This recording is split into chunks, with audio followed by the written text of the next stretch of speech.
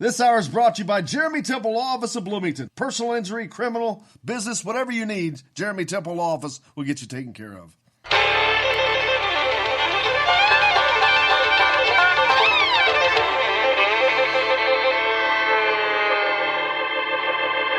Well, we're coming to your city. Gonna play our guitars and sing you a country song. We'll all be flying higher than a jetliner. And if you want a little bang in your yin-yang, come along. Well, come on along. Welcome aboard Indiana Sports Beat with Corey O'Leary is with you here on this Wednesday, March 4th, coming to you from the Golf Club at Eagle Point Studios. Hope everyone's reached the midpoint of the week in fine spirits. I think that we have. It's game day. The Hoosiers hosting the Gophers tonight in a very important game. Every game is important. Todd Leary is with us now, man. This has been, we know it's been a crazy season, but it stands true to form right to the end. I mean, it's an absolute coin flip right now. It's nuts to watch some of these games, and this is it's a treat. It really is. Like I just don't even know how to describe it. Watching every game, outside of Northwestern and Nebraska, and I don't mean to pick on them or single them out, just outside of their games, man, every game is a toss-up. I mean, I was going through looking at Minnesota and Minnesota's road, how they've played on the road. They've had one game on the road they lost by more than 8 points. Every other game they've been in it, and they've won 2 of their last 4 on the road and went to double overtime with, let's say, Purdue, I think. I mean, it's just been like, I was thinking this Minnesota game would be an easy one, but gosh, it's not. Looking at it, it's just not. Yeah, nothing's easy. If it was easy, everybody would do it, I guess. But, man, lots of great games last night. We're going to talk about some surprises. I promise you there were some surprises for me. Lots of great games tonight in addition to Indiana's game. The Indiana High School Athletic Association tournament, it's underway now. We got that to get to this week as it has started. It started last night. Will was in that. Carmel. We'll talk about that. The big win for them. Trying to find some scores around the state for that as well. But so much to get to. This is, if you are a basketball fan, this is nirvana. You are like, you're on a sugar crack high, man. It is. I mean, I went and watched a couple of high school games last night with Willie playing up in Noblesville, Carmel against HSC. And I mean, not to be the Debbie Downer side of it, but man, high school basketball has got to put in a shot clock. It is just, the game before Carmel's last night was Zionsville and Fishers. And in the third quarter, one of the teams just stood there and held the ball, just stood there and dribbled for 6 minutes in a row. And it was just painful. The score at the end of 3 quarters was 18-17. And I was just, anyway, you're right. I mean, basketball is crazy. I saw Anthony Leal's Bloomington South team won last night. I saw Culver and Trey Galloway won last night. So team's off to a good start. Recruits for Indiana off to a good start. And tonight, big game in Indianapolis, Lawrence North versus Lawrence Central. How those two teams have to play in the first game of the tournament just doesn't make a lot of sense to me, but that's the way that's always been. Try to see if we can get our old good buddy Joe Smith on, man. He's Mr. Indiana high school basketball. Of course, he's been calling games in Bloomington for golly. I was gonna say, he's Mr. Indiana high school basketball, but he's also Mr. Homer Bloomington South too. So I'm sure he would probably agree to resemble that remark. I know he would agree with it, and he would be proud of saying that. So he would have no issue. Joe's the best. Yeah, he's on the call for the Panthers, but it's going to be, man, there's a lot of good high school teams this year. Looking forward to. I mean, my own high school team I don't know where they are. They kind of fell off a little bit, I think. But your son's team, Carmel's doing well, and we've got the Bloomington Bloomington team with Anthony Leo and Trey Galloway. They've won a state championship. Christian Lander, right? I don't know how well they haven't had the greatest season, but they've won some really big games here of late. When he was on, I was looking at his schedule, and I'm like, wow, they beat Jeffersonville. I mean, so man, this could be a great high school season as well. Yeah, I saw Floyd Central was playing the Sisters of the Poor last night, and I think they played Twin Prairies of the southeastern. They had a bye. West side of southern Indiana tonight. So yeah, I mean, I see they got some big games coming up. Man, you got Jeffersonville, New Albany, Floyd Central, all in one stinking sectional. You were trying to be nice, and I just turned into a jerk right off. Pooed all over it. You're welcome. You're welcome. Do you know that? And they're sectional now. Floyd used to play their own sectional back in the day. Then they got moved to Jeffersonville, which became a juggernaut. Then they moved because it was so daggone big. They moved that to Seymour. So Seymour hosts the sectional. That's the largest gym in the world. Yeah, the high school gym in the world, by the way. And then they host the regional. Whoa! Say what? Oh yeah. No, it's not. Oh yes, it is. It is the largest in Indiana. Yes. I thought Newcastle was. Well, yes, you did, but Newcastle apparently is a bunch of liars. They lied. Somebody last year went around and they did all the big gyms. They counted every seat, and there was a change of who's where. Newcastle's like third or something. Really? Yeah, they were way off on their estimate of what they held by like 2,500. Huh. That's nuts. Seymour is like 8,100, 8,100. The gym is awesome. I remember going there and watching Floyd Central and play against Romeo a few years ago, and the gym is freaking awesome. It was a great venue to watch, that's for sure. But can you imagine? And that thing is so old. I mean, they built that great, perfect high school gym however long ago that daggone thing was built. I remember I went to games there when I was in high school, the sectional or regional. It was a blast. But you get 8,000 people, rabid basketball fans in there, and that is an incredible environment. Yeah. I remember I was sitting in like the second to the top row, and it wasn't by choice.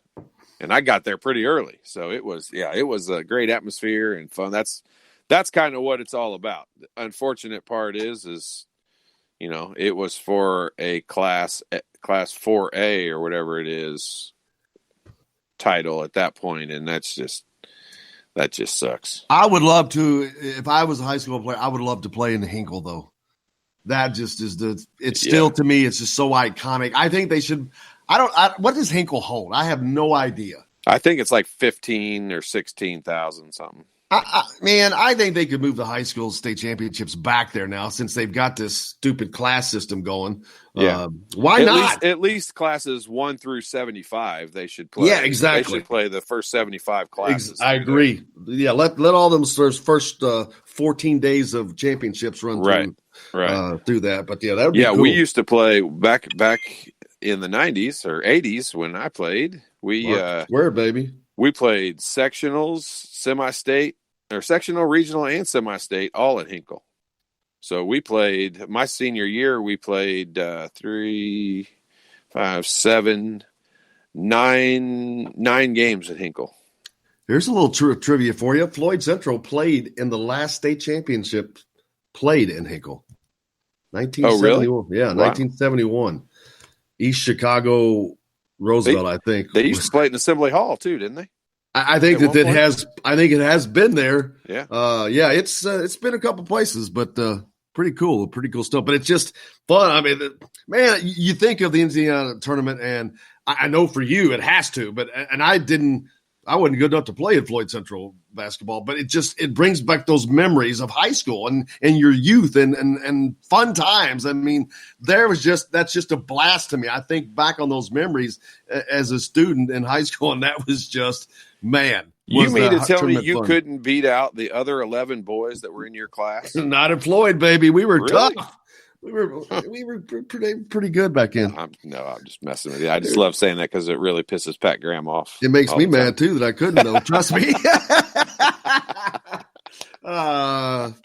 But it was fun days, man. I mean, Joe Hinton was patrolling the sidelines. Man, that dude is mean. That dude was mean. On the court, he was. That's what the funniest thing is. On the court, he was the most ferocious guy. Off the court, forget it. It's over. It's like, hey, what's up? Hey, how are you? it just never, ever saw a mean streak out of him off the court. Never.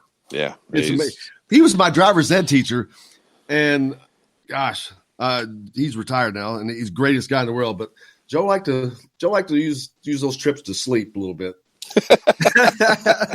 He was pretty well known for that. He's one of the greatest characters. I love him to death. What a great guy. Funny. But it was fun. Man, we got so much to get to here today. I'm looking forward to again, it's Christmas, but it's game day as well. And Indiana has a game tonight against Minnesota. And you said that this should be, yes, Indiana should easily, I don't want to ever say easily. Indiana should win this game. There's no doubt about that. But they have to play the games. We saw that last night with Purdue going into Iowa. And we talked about this yesterday. And, yeah, they dismantled them in West Lafayette, beat them by 36. But we see that all the time. I was expecting a reverse course down there. I thought I thought they were going to be pissed. I thought they were going to be ready. But I started thinking, they really handled Luka Garza back then. They didn't just beat them. They handled him. And I'm like, well, if they've got that formula, maybe that works twice, and obviously it must have. Yeah, and there was a point during this season where I think Luka Garza had kind of run away with the Player of the Year in the Big Ten, and really was kind of becoming, the front runner for the National Player of the Year. And he's had some struggles. I mean, I hate to say it that way. The guy had 26 points and 12 rebounds last night, but you're exactly right. Like, they handled him pretty well. Like, and they've done it both times. He has struggled against Purdue, and it makes you feel a little bit better as an Indiana fan about how much, Indiana's big guys struggled against Purdue's as well. But and also getting swept by them makes you feel better because they did the same to Iowa.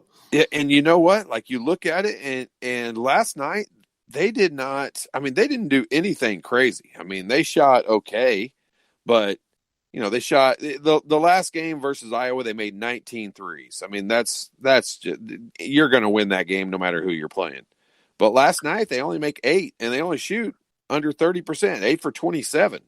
So they just beat them straight up, man-to-man last night. And that's that's a big time win. That's not just a quad 1 win. That's a big boy win. That's one of those quad 1A or whatever you call it. Yeah. Yep. Yeah. But more importantly, they're fighting for their life. Obviously, to me, that may have just put them in this tournament. As long as they just hold serve or on their way out. Yeah, they've got Rutgers Saturday at home, and they've got to have. Now they don't have as many. That may have been their only 5th quad 1 win, I think. That's where they're hurting. Yeah, I think that was their 5th. And the bad part, I was looking a little bit at it earlier, and, they have 11 quad 1 losses, which, that's a lot. And that's a lot of opportunities that they had. So when you look at the 5 wins, here's kind of, I'll be interested to see how much the eye test plays into it, because if the committee right now is selecting teams at this point in the year that they feel like have a chance to go in and win and have a chance to go in and play another team and win, I don't see how Purdue doesn't pass that eye test. I mean, they just went to Iowa, a top 25 ranked team, and beat them soundly on their home court. Well, also their metrics, all their metrics are great. They've got their net is, all their numbers are good, and in that regard too. So they got a lot going for them. They got to get a win. Yeah, that Virginia win earlier in the year is looking better and better all the time. At one point that looked like, Virginia's not very good this year, but heck, they're second in the ACC right now. So, that's it. Their resume has improved dramatically. And then that win last night, like I'm with you. You look at their record, 16-14, and you're like, there's no way they're in. And honestly, I think if they win on Saturday, I think they are, which does exactly what you said earlier, puts 11 teams in, which is just unheard of. It's just crazy. I think they may. It may be better for Purdue if they end up in the bottom 4 as well as they're playing, because it gives them an opportunity for an additional win, maybe a quad 1 win, which they desperately need. That could really propel them if they end up in that bottom 4 and they get a couple wins. Bam. Yeah, but that win, but even if they play, that win wouldn't be a quad one win. So, you know what? Because it's a neutral court. Hang on, let me go back to and my the second game definitely. metrics. Yeah, the second game would be. It would almost. Yeah, the second game for sure would be. But I don't know. Minnesota, they're the top 75. Yeah, it's not 75 though For a neutral. No, it's 30 for at home, I believe. Yeah, but, well, we'll figure that out while we're in a break. But we got lots more coming up here on the program, of course, today. On the program, Brandon Reed from Crossroads Sports coming up next. We're going to talk how to bet the tournament, how to do some betting here. Matt Weaver's with us today from Peaks.com and the great Joe Smith.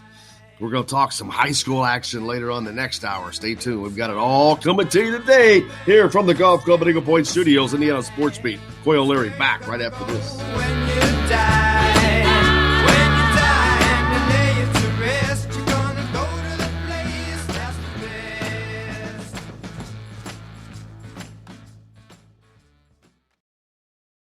Hello, everybody. Jim Coyle from Indiana Sports Beat. When I'm not covering the Hoosiers, you can find me at Bubba's 33 in Clarksville, located on the northeast corner of I-65 at Veterans Parkway. Bubba's 33 has hand-tossed pizzas, bold burgers, and ice-cold beer from a select list of local craft brewers.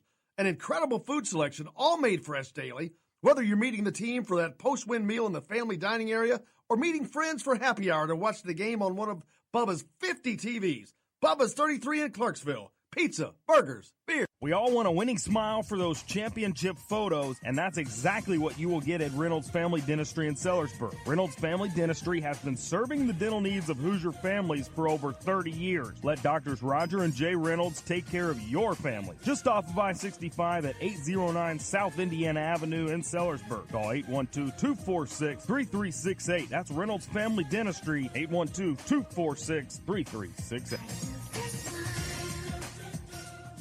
I'm Ryan Shaddy, and I'm a Hoosier. As a toddler, you could always find me running around in a cream and crimson onesie and a red IU hat reminiscent of those worn during the world-famous William Tell timeout, shouting, "Go Hoosiers!" Like many other alum, I chose to make Bloomington my home. As a civic and alumni leader, I have become very knowledgeable about our community and would love to share my insights with you as your realtor. Find me on Facebook or call or text me, Ryan Shaddy, with FC Tucker Bloomington Realtors at 765-623-9093. Now that warm weather has arrived, it's time to hit the links, and there's no better place than the Golf Club at Eagle Point in Bloomington. Voted best golf course by the readers of the Bloomington Herald-Times, the Golf Club at Eagle Point is under new ownership, has new fairways and bunkers, and it's open to the public. When the round's over, there's cold beer and a full menu at the Eagle Point Pub and Bistro. Call 812-824-1100 to make a tee time. That's 812-824-1100. The Golf Club at Eagle Point in Bloomington. This is A.J. Moye. This is Dan Dockett. Hey, this is Michael Lewis, former Indiana basketball player. This is Indiana football coach Tom Allen. This is Jim Coyle with the Indiana Sports Beat. You can always like and follow us on Facebook. Always follow the show rebroadcast on iTunes, Google Play, iHeartRadio, Spotify. TheDailyHoosier.com is a great place to sign up for each and every day. Or, of course, on 97.7 The Ref in Evansville. Bad theater seats, cheap Halloween masks, my apartment, all things with obstructed views. Add to these large trucks and buses. 18-wheelers and large buses have big blind spots, and like my apartment, they don't always have the best view. Bus and truck drivers deal with blind spots around the entire vehicle. Always take care not to ride alongside or too close behind them. Our roads, our safety. Learn more at sharetheroadsafely.gov. Hey, it's Michael Lewis, former Indiana University player and current UCLA assistant basketball coach, and you're listening to Indiana Sports Beat. Today's guest is brought to you by Reynolds Family Dentistry of Sellersburg. You need $1 million smile for those championship photos, and that's exactly what you'll get with Reynolds Family Dentistry.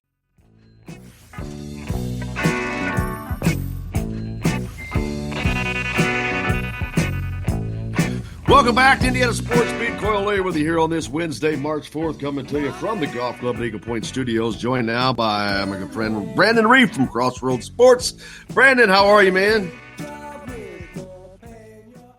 Cannot complain. Todd Leary along with me as well. What's up, buddy?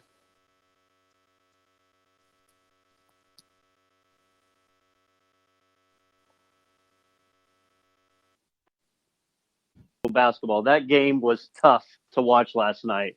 Brutal. It's brutal. And I've been to, obviously my son plays, so I've been to a bunch of games this year, and I can't tell you how many times the halftime score has been, one of the teams has been in single digits. It's been like 12-9, and I'm just like, this is not basketball. I don't see how in the world that hasn't changed. Todd, what's the opposition? I mean, why we're so far along? The shot clock is money is the only issue I've ever heard. The cost of installing the cost. Yeah, I assume so. I mean, how much could it be for a school? I mean, I wouldn't. Here's the bad part. If the IHSAA would agree to it, I'll call Cuban and ask him if he'll just pay for all the high schools across the state to do it. But here's the bad part: is the IHSAA is too stupid to recognize it and do it.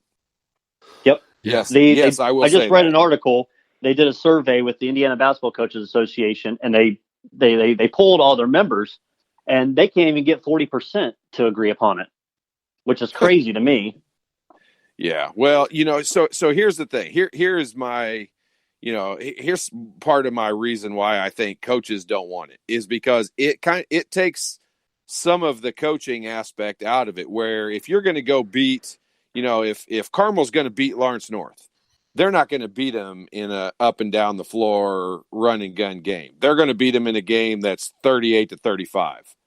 And coaches across the state, that's, that you can coach, you can make a game ugly and you can get your team to hang around a lot easier if the score is 38-35 than it is if it's, 74-65. I mean, if a team gets up into the 70s, the more athletic up and down team's going to win. And that's why I think just a lot of coaches oppose it and a lot of athletic directors oppose it, because that's the way they can hang around and beat the bigger schools.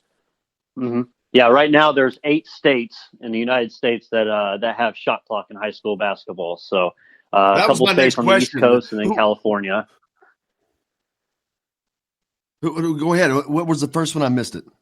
There was Massachusetts and New York on the East Coast. North Dakota and South Dakota in the Central have shot clock, and then there's some schools, states out west, California. You're telling me North Dakota is progressive enough to have a shot clock, but the state of Indiana is not? Hey, I agree. Wow. Yeah, that's painful. Anyway. Man.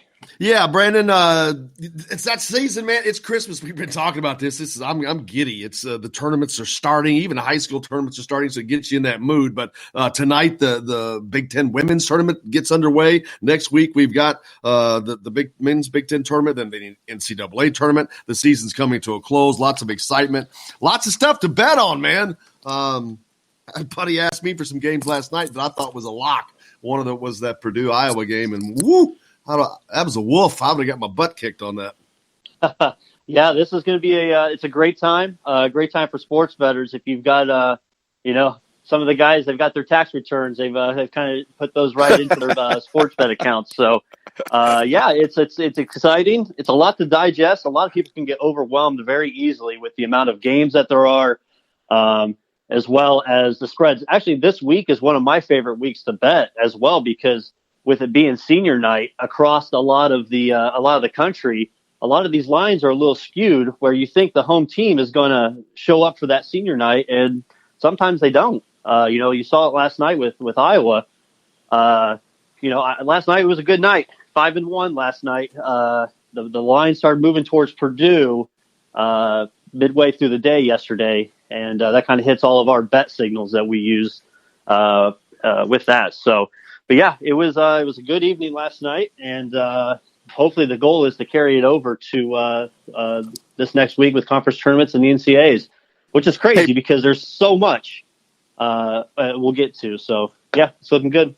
Brandon, I was looking it up a little bit. Tell me what Crossroads Sports is. Tell me you're the founder of it. Tell me what it is. Yeah, Crossroads Sports initially started out just kind of a website that myself and some of my buddies would start and just kind of banter on sports, kind of like the Barstool. Right. Like you're at a bar just talking sports, and you can talk everything. And then it kind of developed. All right, well let's see what we can push further. We had some technology guys join the show. We had some sales guys. We had everybody that wanted to talk, and then we started finding some platforms. Obviously, you get onto the internet radio, credentials, things like that. It just kind of started building up, but it's the place where you can sit there, talk with your friends, enjoy, banter back and forth. It's more of a sounding board, and we've enjoyed it over the last 3 years. It started as a 2-man crew, and we've moved it up to like 6 or 7 guys now. So, yeah, that's pretty fun. It's awesome. I read a little bit about it, and looking at so let's just talk state of Indiana, because most of our listeners are state of Indiana people, and definitely Indiana and Purdue and Butler fans and Notre Dame fans. For bettors for those teams, who's the best team to bet in the state of Indiana? Who covers the most? Ironically, right now, Purdue has kind of covered the lines lately out of all the state of Indiana. Butler's obviously started out very strong for bettors. They were covering a lot of spreads and winning some of those big games early in the season. Indiana, it's kind of been back and forth. Sounds like their season. Yeah, I've been talking with some of my guys. They've kind of pulled their hair out this year with betting on IU. But yeah, I mean, it's really with all those teams. Notre Dame has been not as covering as much as you expected them to, especially with the ACC games. One team that actually, and Todd, you didn't mention them, but my alma mater, Ball State. Ball State's actually done a very good job this year with betting. If you look at it, they're actually 18-4 with the under in the last 22 games. So, wow. And of course, last night I take the under, and they hit the over last night. So there you go. That was your one loss for the night last night? Yeah. Well, that's it's just interesting to see that. I've got some buddies that bet regularly, and they're not Indiana fans. They didn't go to Indiana, and their favorite bet every week, I don't care what it is betting against Indiana. Like, they don't care what the line is. So you don't have to worry about being a homer to me. I know you went to Ball State, and I know you cover a lot of Purdue stuff and all that. And believe me, it is, when it comes to betting, there's no rooting for you. You're much better off if you're betting teams you don't care about one way or the other, and don't let your heart get involved in it. Absolutely. That's 90% of it, is betting with your head, not your heart. Yeah. And Brandon, I think now with the advent of the mobile apps and all this, the legalization of sports gambling in the state of Indiana, the in-game live game bets have just created it actually does become a little more fun, as long as you're doing it responsibly, of course. And, of course, we are making sure that you should be doing everything responsibly. If you have a gambling problem, contact Gamblers Anonymous. But let me get that thrown in there real fast. You're trying to make sure we don't get sued. Yeah, that's right. That's right. But the in-game, the live game, I mean, some people don't realize that once a game is started, they still give lines that you can bet while the game is going on. Oh, yeah. Yeah, it's awesome because, not only can you bet 1,000 different plays while it's live, but if you can, there's some bets, guys, where I want to bet the game, but I don't like the spread or anything early, and I'll wait to the first 5-6 minutes just to kind of see how the pace of the play is before I'm going to place that bet, because it just may be a crapshoot. I want to see what team's coming out there playing. If they're coming out throwing up bricks every shot, then I want to take my time and make sure I place the right one.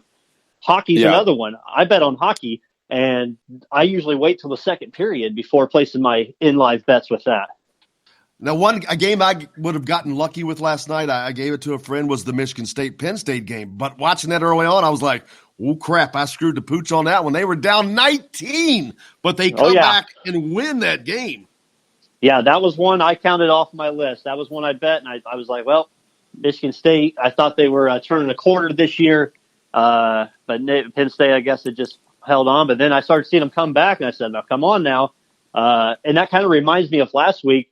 I had another bet on the Maryland game against Minnesota, and I thought Maryland was dead to rights, and they were done for. And next thing you know, Maryland's coming back, and a couple missed free throws here by Minnesota, and Maryland hits that game winner.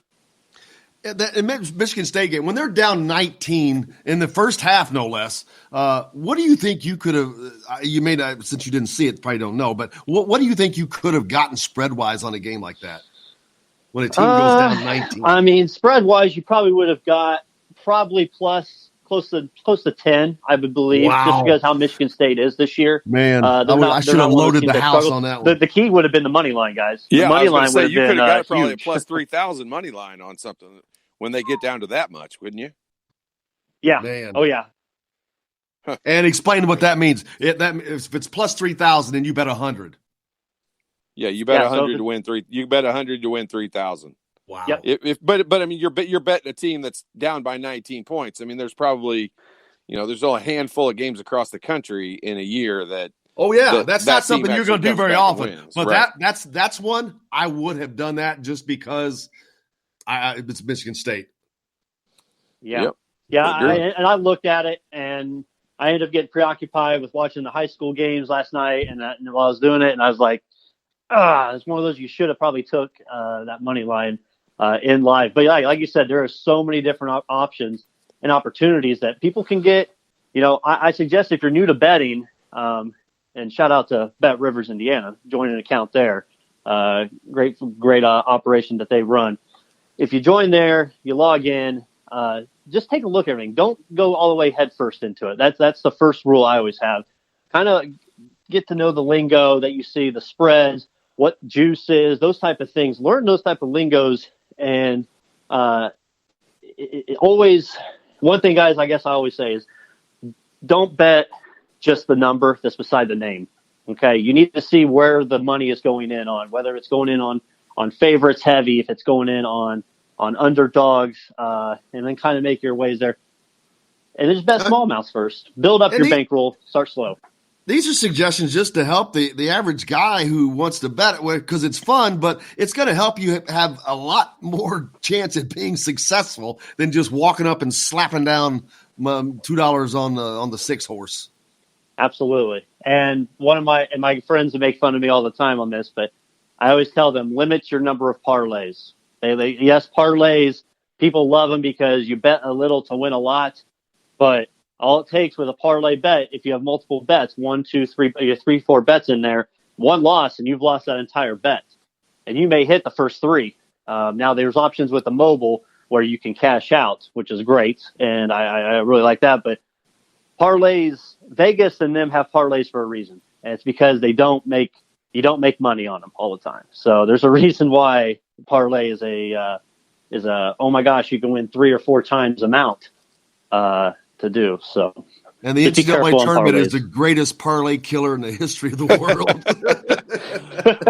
No doubt. Oh man, looking forward to that. So it's tonight's games, Brandon. If you were looking at, let's see who we got tonight. You've got, where are my games? I had them all laid out. Oh, you got Florida State at Notre Dame.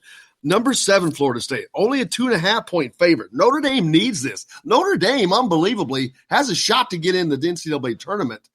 But man, oh man, would a win over Florida State be critical? But I don't know that they can get that done, especially Florida State's only a 2.5-point underdog. Whew, that's a tough pick there. Yeah, I agree there. And it's a huge game for Notre Dame. Florida State, they're getting on the road. I think it's Notre Dame's senior night as well, I believe, tonight. But I'm looking at the other spreads with some books. Bet Indiana Rivers, Bet Rivers Indiana. That spread's down to 1.5 now with Notre Dame.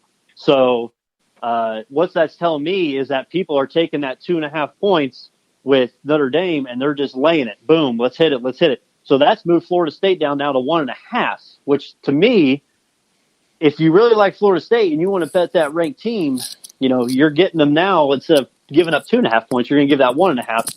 It's a little more like, hey, you know what, I could possibly take this. But yeah, what it's showing me is that if the line's going from Notre Dame plus 2.5 now to 1.5, that heavy money already this early is already going on to Notre Dame. So yeah, it is not Notre Dame's senior night. By the way, they play again. Okay.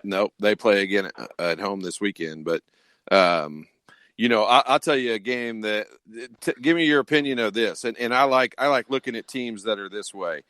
I like Creighton at home tonight against Georgetown. They're giving up 12 points, but a couple things with Georgetown. They have dealt with so many injuries and so many guys are out. But Creighton's coming off of a road loss at St. John's where they just got annihilated. They got ranked in the top 10 for the first time in a long time, and they're going back home playing against a team that's kind of struggling in Georgetown or had some difficulties all year long. I think Creighton wins this game tonight by more than 20 points.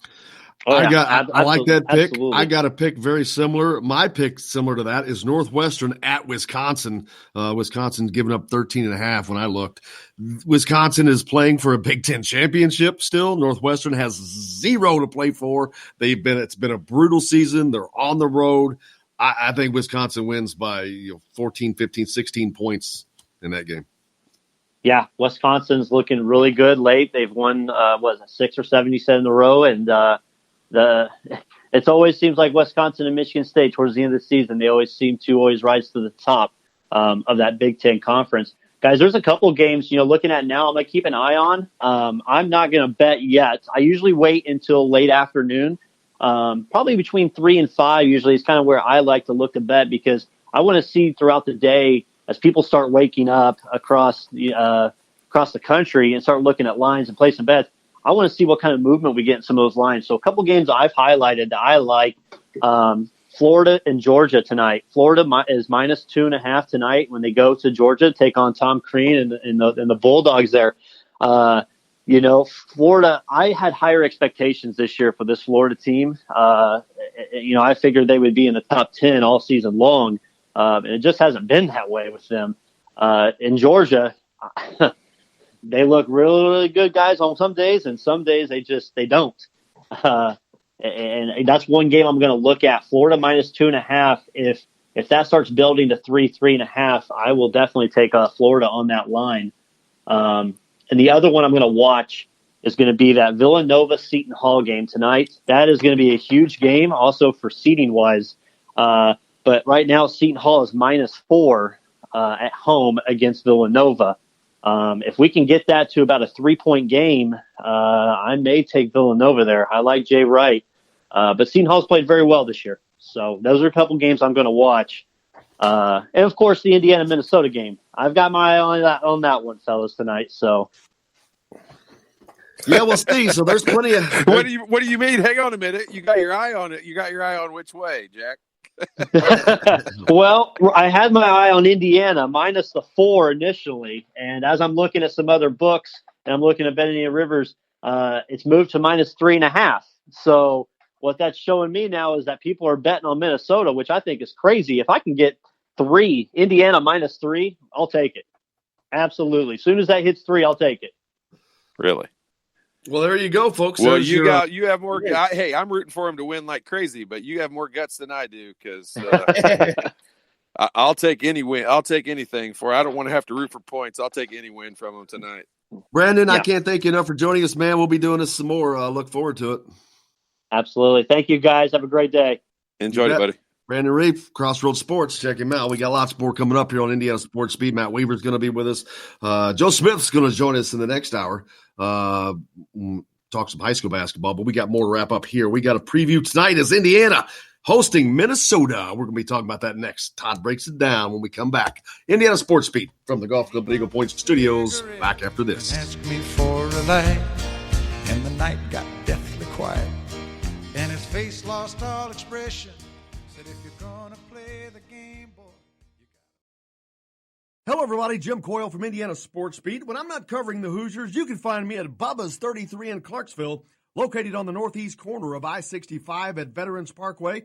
Bubba's 33 has hand-tossed pizzas, bold burgers, and ice-cold beer from a select list of local craft brewers. An incredible food selection, all made fresh daily. Whether you're meeting the team for that post-win meal in the family dining area or meeting friends for happy hour to watch the game on one of Bubba's 50 TVs. Bubba's 33 in Clarksville. pizza, burgers, beer. We all want a winning smile for those championship photos, and that's exactly what you will get at Reynolds Family Dentistry in Sellersburg. Reynolds Family Dentistry has been serving the dental needs of Hoosier families for over 30 years. Let Doctors Roger and Jay Reynolds take care of your family. Just off of I-65 at 809 South Indiana Avenue in Sellersburg. Call 812-246-3368. At Reynolds Family Dentistry, 812-246-3368. I'm Rain Shaddy, and I'm a Hoosier. As a toddler, you could always find me running around in a cream and crimson onesie and a red IU hat reminiscent of those worn during the world-famous William Tell timeout, shouting, "Go Hoosiers!"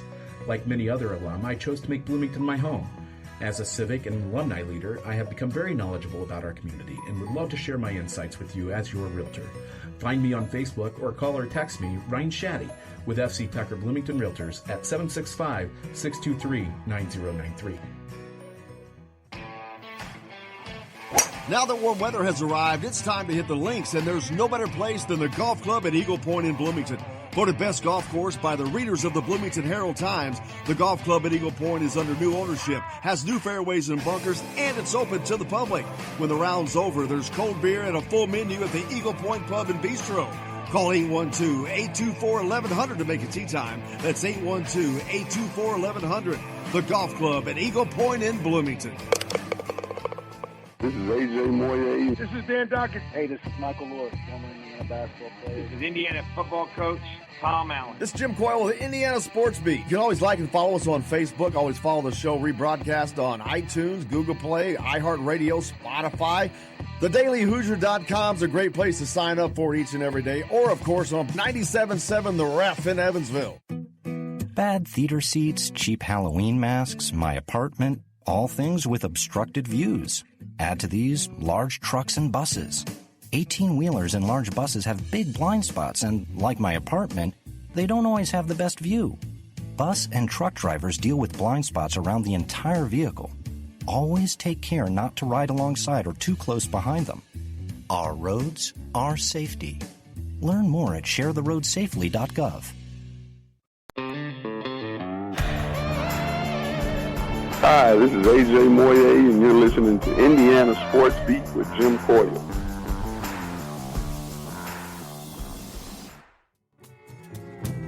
Upset in every way.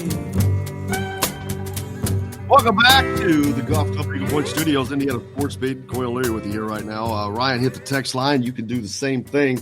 812-269-6367 from Whitmore Lake, Michigan said, wow, how about those Big Ten games last night? Yeah, that was something. Tim hit it up. New Albany lost to Jennings County last night. We'll miss the Seymour Sectionals for the first time in 15 years. Wow. Man. That they weren't expected to make it out of there anyway, because you got Floyd and Jeff had both beaten them this year, I think. But that's a pretty fun one to watch. Alan from Baird's Eye. Good morning, fellas. What a great day to be a Hoosier. I believe IU will pull this one out by 11 in the end, as Minnesota won't just go away quietly. Oh, did anyone catch the fact that Kentucky blew a 17-point lead in losing at home last night? Life is good. There you go, Alan from Baird's Eye. He makes him happy. And then Jennifer said, if we get – it was obvious no, too bad. If we get 20 wins but perform poorly in the Big Ten, I don't think we get into the tournament. That's not a problem. They're in. You wrong. Wrong, Jennifer. We like you, but you're wrong. I agree with Todd on that. They're in. Do you think a good showing in the Big Ten tournament is the key? No, I think that just holding serve right now is the key. Win these two games, you're good. And if you win one game in the tournament, you're going to end up with an 8, a potentially 7 seed. But I think that they could get an 8. I think the 8 is probably their ceiling. But that's not true. That's not the ceiling if they went crazy. Right. I was going to say that's not true. Yeah, exactly right. But I meant what I expect to see.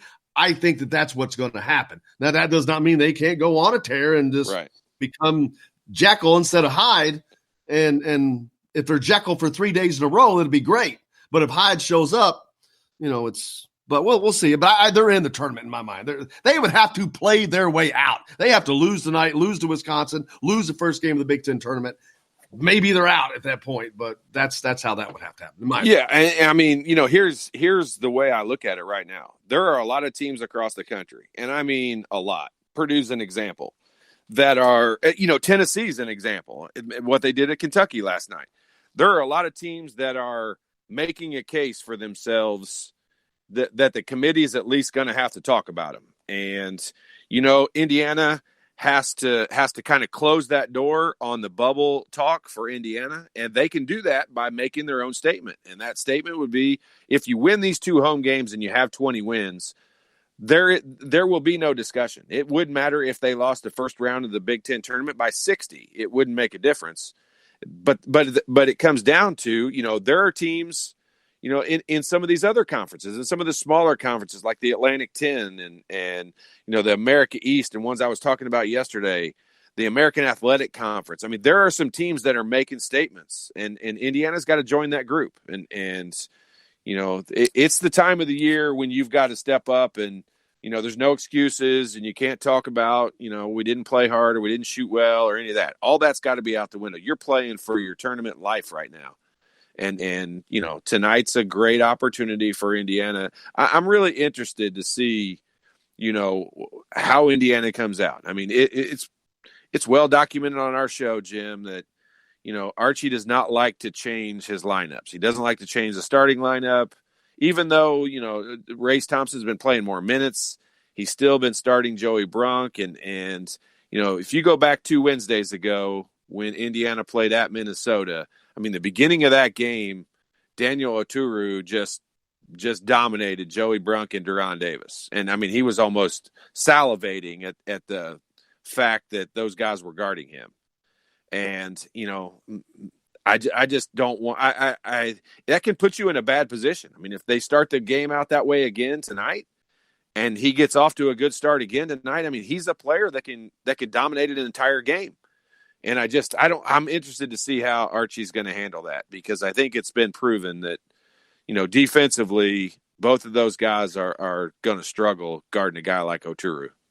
Yeah, and this is a talented team. I know that Minnesota is back in the day, you look, if a team was in the bottom, that's pretty well representative of where they were. Sure. Not so much this year. I mean, even the team at the bottom, you got to be careful. Yes, they are a bottom team at the end of the day, but they're all real. Other than Northwestern and Nebraska, I think that every team is dangerous. Minnesota is a team you have to watch out for. They have talent. They just haven't been able to get it put together this year.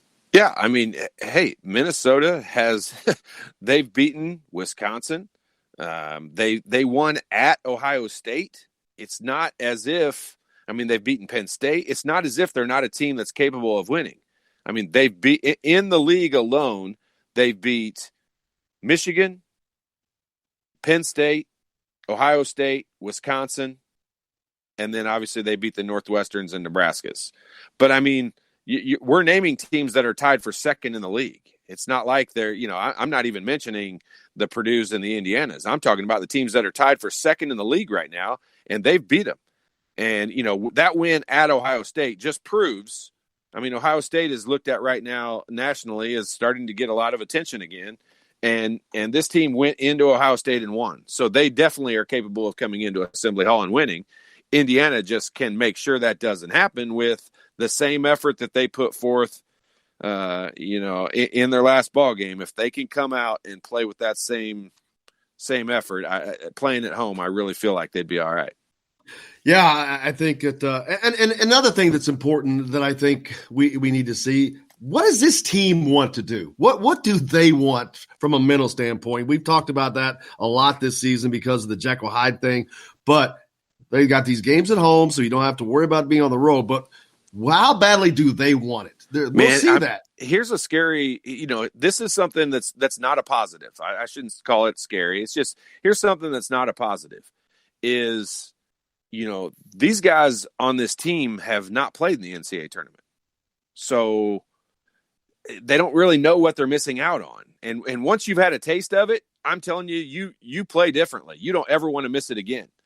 And I was fortunate enough that every team I was on at Indiana, we always, it wasn't a question. We always made the tournament, but I mean, you don't ever want to miss out on that. And these guys don't have that experience. And that's a negative. I mean, I don't think there's any other way. There's no way to sugarcoat that. It's a negative. They don't know what they're missing out on.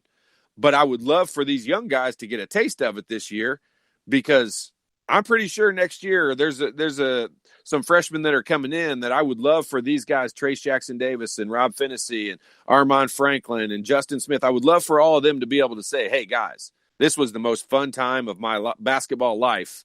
And we not only have to make the tournament, we've got to make a statement in the tournament.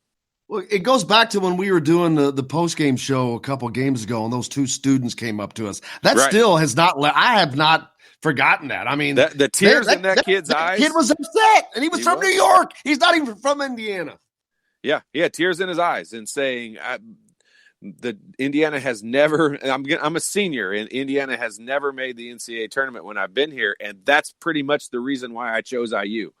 And I'm just like, gosh, I mean, what can I say? I just give him a hug and say, I'm sorry, buddy. I mean, it just sucks, but it's they can erase all of that. It can truly. I don't want to say it wouldn't take that much of an effort. It won't look like that impressive of a win. I mean, if they beat Minnesota and beat them handily tonight, that's what I would love to see. And I don't want it to be a great game. I want Indiana to win by 14 and move on. Just and have the game never really be in doubt. Once it gets to the second half. Now, this was always something that fans take for granted. But you don't come out and immediately go ahead by. How many times do you see team go ahead like 14-6, and then all of a sudden the game's tied a little bit later on? Well, you got to realize it's really only an 8-point lead. If that's 40-32, it doesn't look like it's that big of a lead. And when Indiana teams don't jump out to a huge lead, I kind of feel like the crowd starts to get a little restless. And that's just not the way games are played. I mean, it needs to be a gradual grind and be ahead, at the first TV timeout, be ahead by 2. And at the second one, be ahead by 4. And by halftime, you're ahead by 8 or 10. And that's a huge lead. And just continue to come out in the second half and build on that. And, if that's the goal, it doesn't seem like it's that big a deal. But if you come out and say, oh, my gosh, we got to get ahead by 15 in the first half so we don't give a lead away, that's a lot harder goal to accomplish. And you just don't have to look at it that way. It doesn't need to be played that way. I agree. The last time, based on the last game that Indiana played at Minnesota, they win that game, so they got kind of an advantage there. They've already beaten them once, but at the same time, in Minnesota looking for a little revenge. I don't know that really matters. But from a matchup standpoint, what does Indiana have to do again this time to come out successfully? Well, Trace Jackson Davis was a big part of that game. He was, and I say that from the standpoint of he was very active. It wasn't as if Indiana ran their offense all the way around and, ended up with it throwing the ball inside to Trace Jackson Davis. He did touch it a lot, but it wasn't, a lot of it was offensive rebounds. A lot of it was him missing shots and getting his own putback. They did not guard him with Daniel Oturu to start the game. And this is where, so, I said a minute ago, I'm interested to see how they start the game because, on the defensive end, Indiana, Joey Brunk and Deron Davis cannot guard Daniel Oturu. He can step out to 18 feet. I mean, his first 2 baskets 2 weeks ago were from 17, 18 feet away making jump shots. And then the next time down the floor, he caught it and drove right around Joey Brunk and got fouled. And defensively, that's a struggle. But then if you flip that around, when you go to the offensive end, Daniel Oturu also guarded them, which meant someone else guarded Trace Jackson Davis, and he had a sizable advantage. And that's why I think Indiana was able to take advantage of that. I don't know that Minnesota will make that mistake again. I mean, I think Minnesota possibly not because they want to keep him out of foul trouble, but I think they'll put Oturu on Trace Jackson Davis. And if they do, there's going to be some other guys that need to step up and need to make plays. And nobody needs to make 9 threes by themselves or anything else. It just needs to be a concentrated effort where the guards are contributing. They're playing positively. They're scoring some baskets here and there. They're pushing the ball up and down the floor. If it's a half-court game, I don't care if it's Minnesota or Northwestern or Maryland. I don't like Indiana's chances, no matter who they're playing, if they're playing a straight-up half-court game. So I think Indiana needs to try to push it up and down the court. Yeah, the last time they played up there, Indiana was 4 of 14 from the three-point line. So that's kind of typical for their season right there. So they got done just enough in that area without overshooting it. So probably need to see a little bit better effort than that tonight. Yeah, I mean, it sure wouldn't hurt. But, as long as the pace is up and down the court, I'll feel pretty good about it. If, I'll feel like they've got a chance to hang around. If it turns into a bloodbath and a half-court battle and they're walking it down the floor and, they're looking over at the bench waiting to see what play we're going to call. I mean, I'm telling you, we score less than 10% of the time when we come down the floor and look over to the bench and they call out a play and then we run it. Like, we just do not score when it comes to that. And I'm not saying that's definitely not a coaching issue. It's not a player issue. It's the fact that we are playing way too slow when we do that. Yeah, and you talk about tempo. In the last game against Minnesota, Indiana had 16 turnovers and only 5 fast break points. Yeah, I mean, it's the Big Ten is not a conference that you're going to fly up and down and both teams are going to score in the 80s very often. It does happen, but it's pretty rare. But this game tonight, as long as it gets up into the 70s, high 60s, low 70s, Indiana should have the advantage. If it's a game in the 50s, Minnesota has the advantage. Hey, we got lots more to get to. Joe Smith is going to join us next, the king of IHSA from Bloomington. We're going to talk some IHSA basketball, but we'll talk a little IU. He's on the IU radio broadcast team as well, so get a little double dipping on that. Indiana baseball opens up play today as well. We got lots to talk about when we come back. Stay tuned. We're back with all that and more.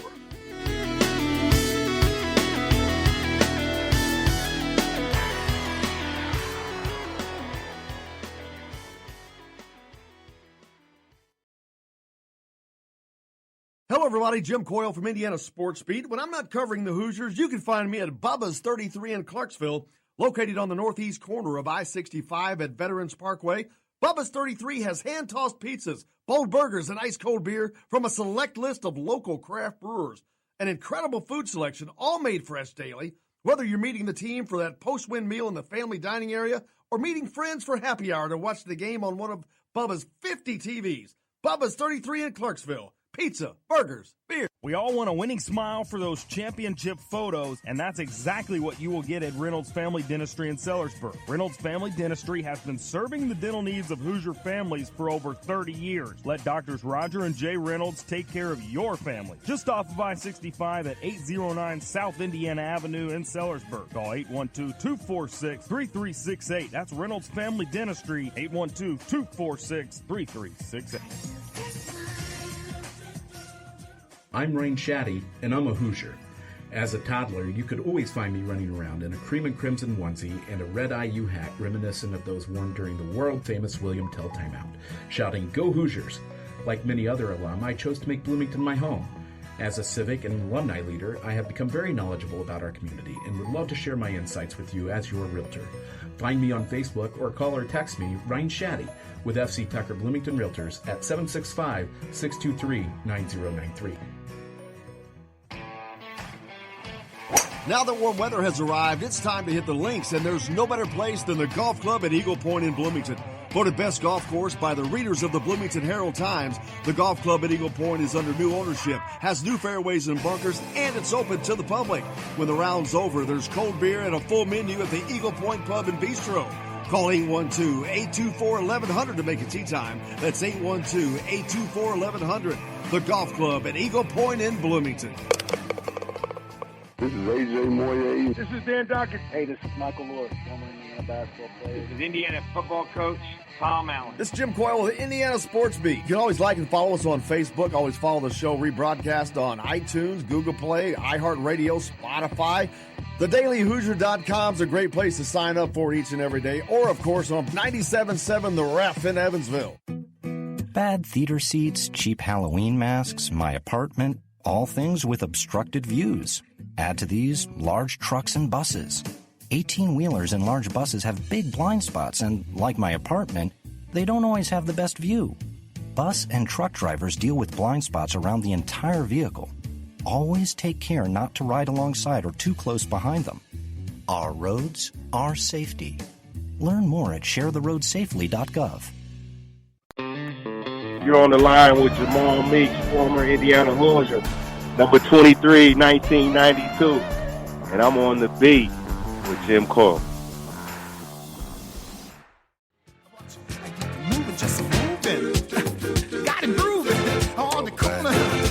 Welcome back, Indiana Sports Beat. Coyle Larry with you here from the Golf Club at Eagle Point Studios on this mid-portion of the week, Wednesday, March 4th.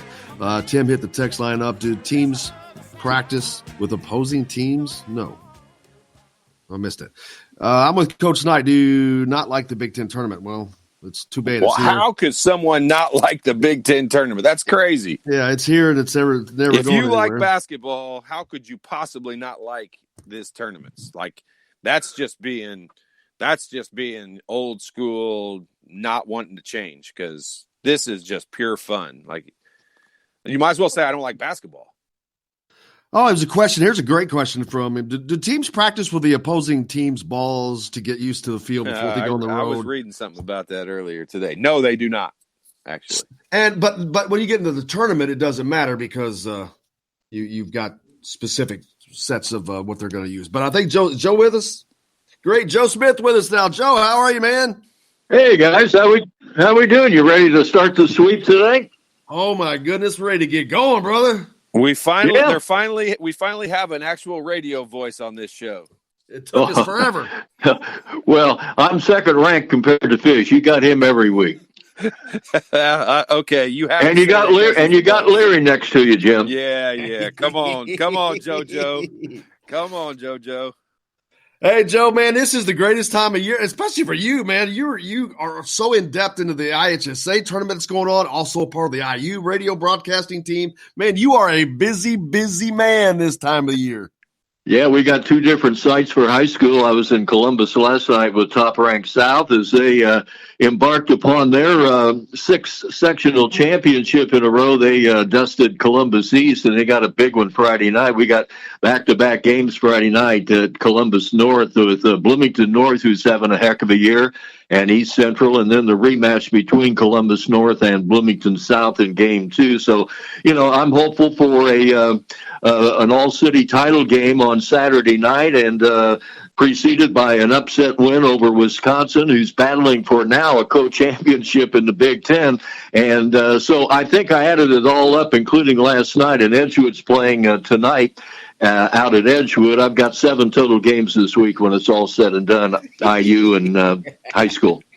Oh, man. That's a decent week. Yeah. Just 7. You're going to have a driver, man.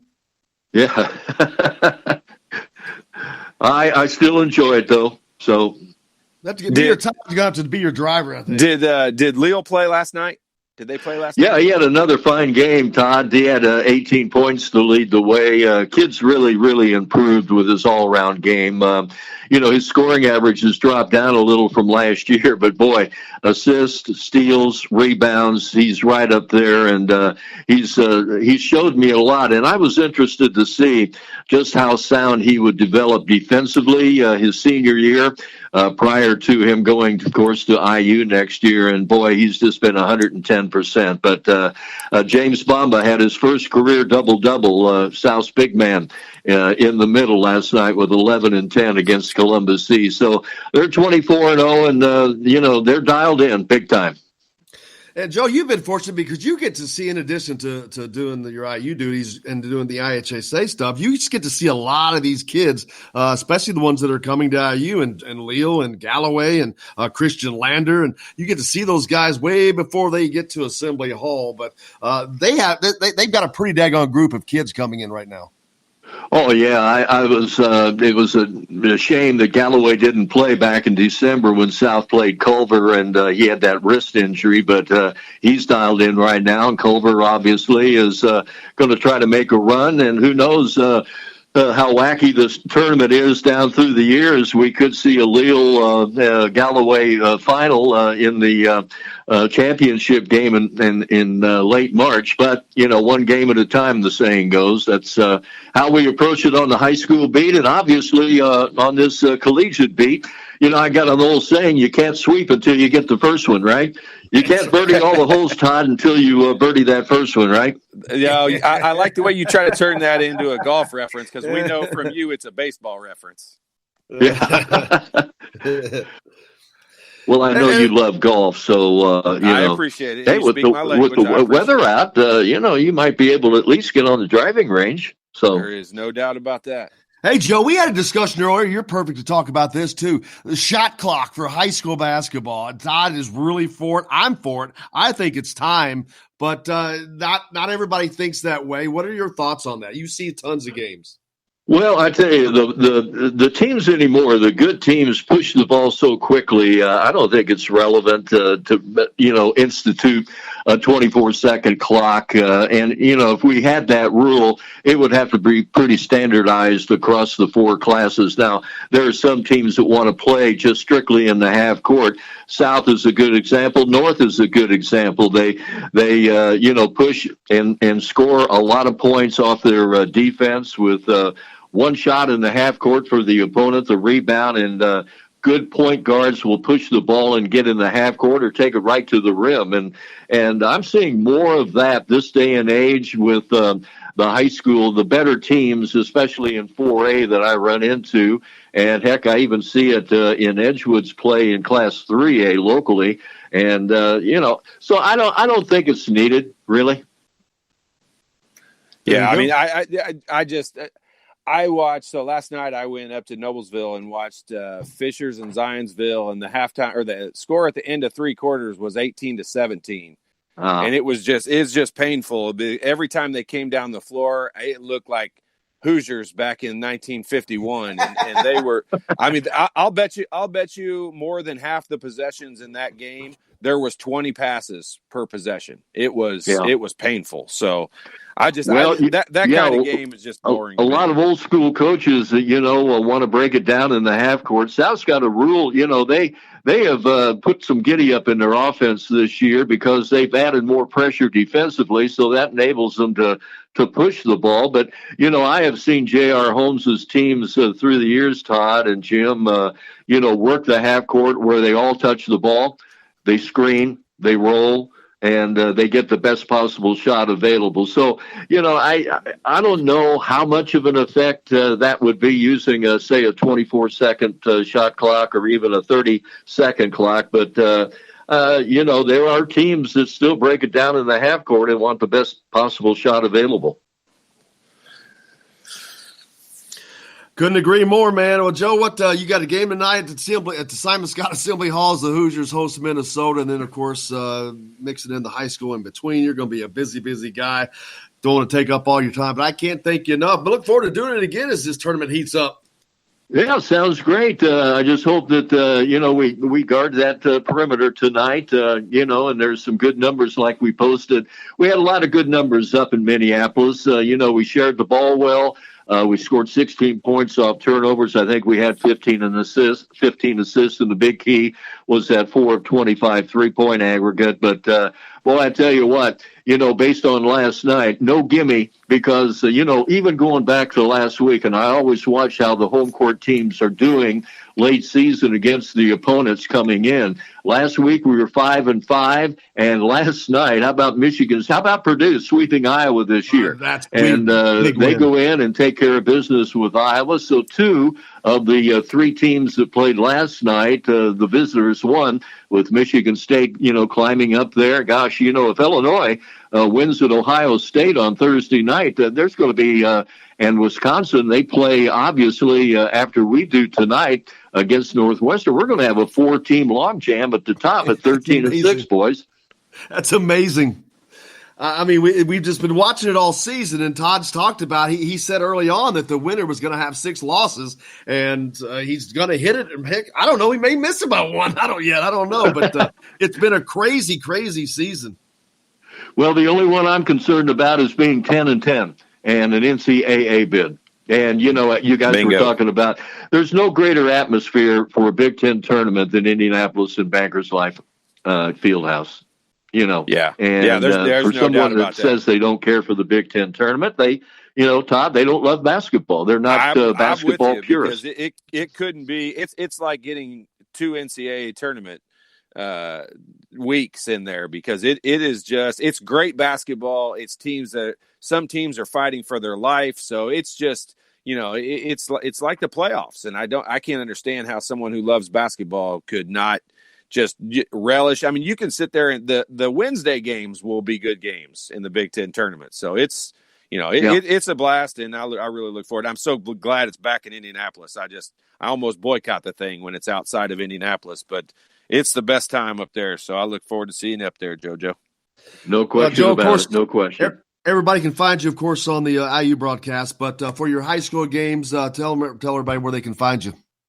FM 98.7, News Sports Talk 98.7, and AM 1370, and the station is WGCL in Bloomington. There you go, man. Make sure you check it out. Joe Smith, Hall of Famer, thank you so much, brother. I look forward. I'll see you tonight, I guess. We'll see you guys. Go Hoosiers. See you, buddy. There he is, the great Joe Smith. Man, love having him on. Known him for a long time. One of the great broadcasters in this state. Still going, one of the most well-known guys, and love talking to Joe. Yeah, I mean, Joe's one of the best. I mean, he just is. I worked with him for 8 years on the radio broadcast, and Fish is awesome. Fish is obviously the best in the business.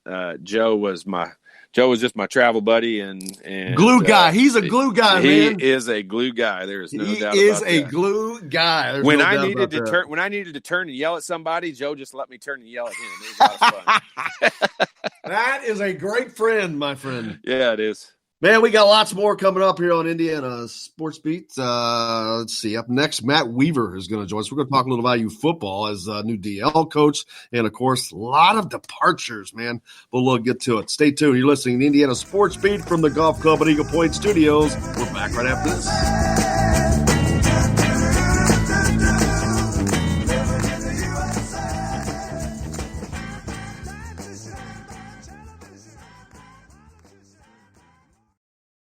Hello, everybody. Jim Coyle from Indiana Sports Beat. When I'm not covering the Hoosiers, you can find me at Bubba's 33 in Clarksville, located on the northeast corner of I-65 at Veterans Parkway.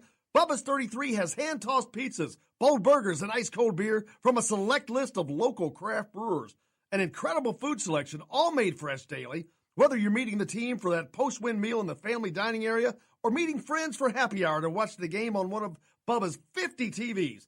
Bubba's 33 in Clarksville. Pizza, burgers, beer. We all want a winning smile for those championship photos, and that's exactly what you will get at Reynolds Family Dentistry in Sellersburg. Reynolds Family Dentistry has been serving the dental needs of Hoosier families for over 30 years. Let Doctors Roger and Jay Reynolds take care of your family. Just off of I-65 at 809 South Indiana Avenue in Sellersburg. Call 812-246-3368. That's Reynolds Family Dentistry, 812-246-3368. I'm Rain Shaddy, and I'm a Hoosier. As a toddler, you could always find me running around in a cream and crimson onesie and a red IU hat reminiscent of those worn during the world-famous William Tell timeout, shouting, "Go Hoosiers!" Like many other alum, I chose to make Bloomington my home. As a civic and alumni leader, I have become very knowledgeable about our community and would love to share my insights with you as your realtor. Find me on Facebook or call or text me, Ryan Shaddy, with FC Tucker Bloomington Realtors at 765-623-9093. Now that warm weather has arrived, it's time to hit the links, and there's no better place than the Golf Club at Eagle Point in Bloomington. Voted best golf course by the readers of the Bloomington Herald-Times, the Golf Club at Eagle Point is under new ownership, has new fairways and bunkers, and it's open to the public. When the round's over, there's cold beer and a full menu at the Eagle Point Pub and Bistro. Call 812-824-1100 to make a tee time. That's 812-824-1100. The Golf Club at Eagle Point in Bloomington.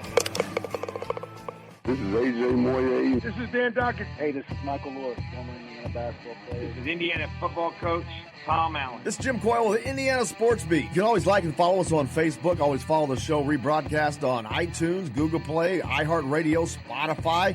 TheDailyHoosier.com is a great place to sign up for each and every day. Or, of course, on 97.7 The Ref in Evansville. Bad theater seats, cheap Halloween masks, my apartment, all things with obstructed views. Add to these large trucks and buses. 18-wheelers and large buses have big blind spots, and like my apartment, they don't always have the best view. Bus and truck drivers deal with blind spots around the entire vehicle. Always take care not to ride alongside or too close behind them. Our roads, our safety. Learn more at sharetheroadsafely.gov. Hey, it's Michael Lewis, former Indiana University player and current UCLA assistant basketball coach, and you're listening to Indiana Sports Beat.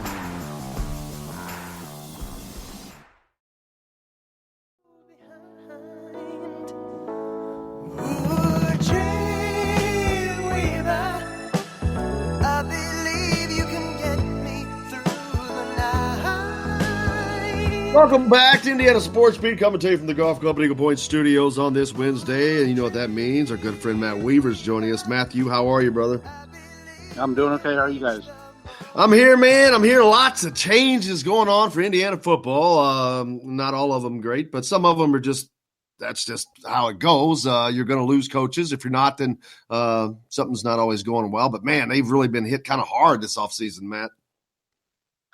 Yeah, I mean, obviously you started out with Caitlin DeBoer right before the bowl game. Bill Lynch. Bill Inge, William Inge right after the bowl game went with him.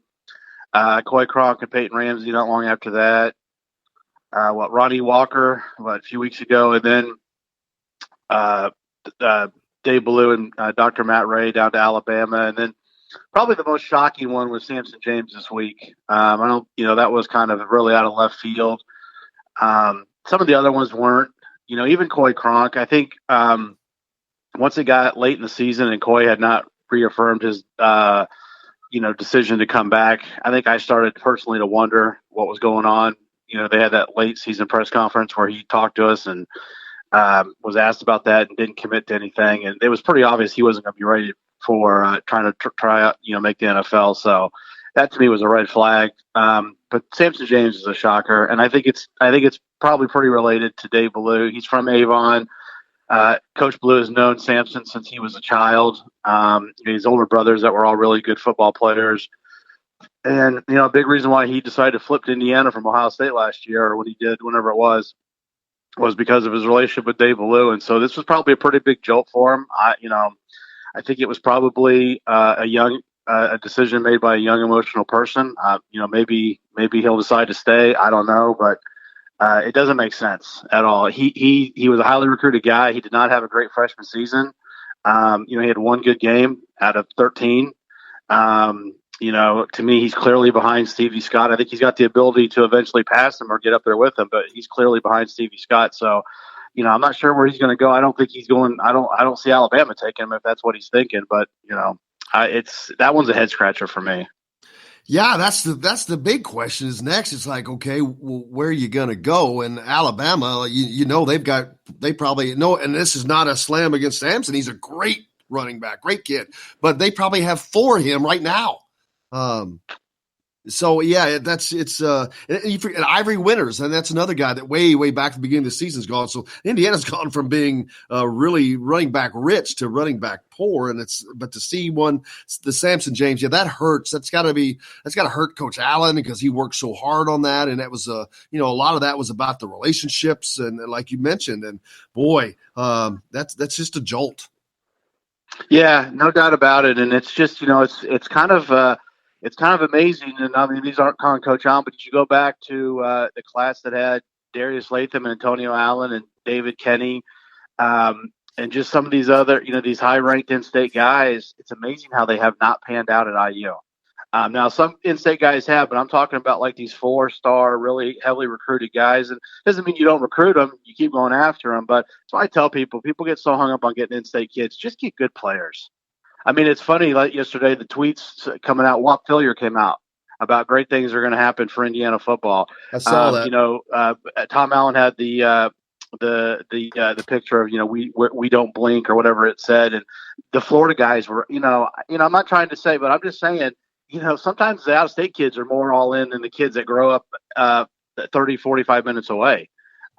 It's just kind of amazing how that works. I mean, Tywan Mullins is all in a kid at Indiana as I've ever seen, and he's from, way far away. So I just, the fans who get so hung up on in-state players, to me, it's ridiculous, to be perfectly honest. I think you should try to get him too. But I'll tell you right now, I'll take a 3-star Florida kid over a 3-star Indiana kid every day of the week and twice on Sunday. I would pick him every single time. Yeah, I agree with you. You're 100% correct about those kids really buying in more so, because we talk to them so much and they make a point of emphasis of that, how they're coming here. They want to change culture. They have a goal. They have, they want the things they want to achieve. You're right about that. It's weird, but you're true. That seems to be true. Yeah, I don't get it. I mean, and I'm not saying it's the case with all. There's a lot of in-state kids that are all in, have bought in. Will stay bought in. I mean, David Baker was tweeting. I mean, Reese Taylor was retweeting stuff. It just seems there's some that I just don't. I don't know if it's they grow up and they kind of. I've always said it's harder to get a guy from Tampa. I'm sorry, it's easier to get a guy from Tampa or somewhere in Florida, Orlando, wherever you want to pick, than it is sometimes to get a kid from Indianapolis, because in this state, until Indiana starts winning consistently, it's going to take several seasons. They grow up under Indiana football's, not good. I mean, it's kind of pounded in their head, and it's almost not cool if you're a really good in-state football player to go to Indiana. That's why I remember when Antonio Allen was, I think, the first guy in that class that committed. We were at Rivals at the time. I said it was a courageous move. It took courage to do that. It really did, because he had all those offers, and I think it's still tough for guys. When they walk down their hallways, be like, why are you going to Indiana when you've got Michigan or, whoever it may be, even a Minnesota or a Wisconsin offer, or Michigan State, so it's surprising. I'm not saying that's why Sampson did it. It's just weird how these really high-ranked in-state kids that Indiana's gotten have just not worked out at all for whatever reason. I think Antonio Allen was going to be a good player. Obviously, he had the issues off the field, but it's just strange. I can't wrap my head around it, and it's that's why you got to keep recruiting all over the place, and you treat them. They're a priority for sure, but at some point you got to move on if it's not working as far as trying to get them to commit or I don't know. It's baffling to me. I wish it would work out, because I think when guys play for their home state school, it means a little bit more. It's more special. And now with the season that we just watched happen last year, with the culminating in an appearance in the Gator Bowl, a pretty daggone good season. But the expectations were greater for next year. I don't know that there's no way that with all these losses that it's not going to be have an effect. There's just absolutely no way. And I've got concerns now, especially you look at the running back department. Man, they weren't great there last year anyway. So that's going to be a cause for concern. Yeah, depth is. I mean, obviously you still got a quality player in Stevie Scott. Now your number 2 guy, I'm assuming is probably Tim Baldwin. The guy who they signed in December out of Nokesville, Virginia. A good player, good prospect, but he's still a freshman. He's fortunately for them, he enrolled mid-year. And so he's going to be practicing, so he'll be way up to speed and have that advantage of those practices. And I put out a story this week, and it came out this week. Chase Hayden, a grad transfer from Arkansas, who was a highly ranked guy coming out of high school. He's from Memphis. He's visiting later this month. Now he's visiting a few other schools, and his father played at Tennessee, and he's visiting Tennessee now. He's also visiting Houston and may visit a couple other schools. I don't know about Houston. I know Indiana compared to Tennessee, the path to playing time in Indiana is definitely easier. They've got 4 or 5 guys coming back. They signed a couple guys. I mean, their running back room is pretty full. And they're still going after a 5-star kid from the 20 class who's not decided where he's going. So he'd be a different kind of back, 5'11", more athletic, good pass catcher out of the backfield, give him a little bit different element than what they've got with Stevie Scott. David Ellis is a guy, I think, if they don't add anybody else or they only add one more person, I think you see David Ellis more at running back, which, he's a guy that definitely could play there. He's a guy that is good with the ball in his hands. But when you do that, it does weaken receiver a little bit, so, you're kind of, when you do that, you're kind of, robbing Peter to pay Paul, so to speak. So, there's some give and take there, but I still think my prediction for this team for this fall, I still think it will be a bowl season. These losses, obviously, but this is what happens. It's the price of success. I've said this before on our board. This is what happens. Now, this has been kind of extreme. Dave Ballou leaving and Dr. Matt Ray, to me, is as big, and I think you could argue a bigger blow. And I'll say this with a caveat that no coach, in my opinion, is irreplaceable. If you have a coach on your staff that's irreplaceable, then you've got the wrong head coach, because the right head coach should be able to fill spots and fill them adequately and keep on chugging along. But it's as big a blow, or even a bigger blow, than losing Kalen DeBoer, in my opinion, because they were on the cutting edge of what they were doing. So the pool of candidates is going to be smaller. Kalen DeBoer is a great offensive coordinator, but there's a lot of guys who are good offensive coordinators. The pool of guys to pick from, obviously they picked Nick Sheridan, but the pool of guys to pick from is much bigger. When you're talking about this strength conditioning stuff and this sports science stuff that they're doing, they're not the only ones doing it, but it's a smaller pool of candidates. So you're going to have to, you're going to have to try to find the right guy and guys who can keep this going on. And it should be an attractive position. I mean, Indiana football's on the way up. They were well compensated. I mean, I think Ballou was the 13th highest paid strength coach in the country, which is, it shows a commitment right there. So the money's there. The success is starting to get there. So hopefully they find a good replacement. But it's big shoes to fill, no doubt about it. Yeah, you're going from having pretty much the best. They probably are the two best at that in the United States. So now you've gone from having the best to you're not going to have the second, third, or even fourth best. You're going to have to – that's going to be a big drop. I mean, it doesn't matter who you bring in. I don't think you can't equal back up to where they were, unfortunately. But, wow, it says good things. But, man, I wouldn't be surprised if he's the top paid strength coach in America now. Yeah, I haven't seen the numbers. And I think Ballou's definitely in the conversation. It's still hard for me to say the guy at Ohio State's not the best because I think his name is Mickey Beati. He's really good. But I think with way strength and conditioning is going, Dave Ballou is definitely at the forefront of this kind of new way of doing things.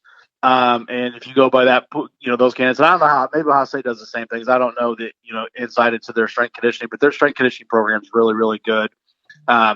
But it's hard. It's like, who's the best head coach or who's the best this? I mean, there's, you could put 4 or 5 guys in a hat and pick one out, and you're probably not going to be wrong. So he's definitely one of the best, if not the best. And like you said, it's going to be tough to replace.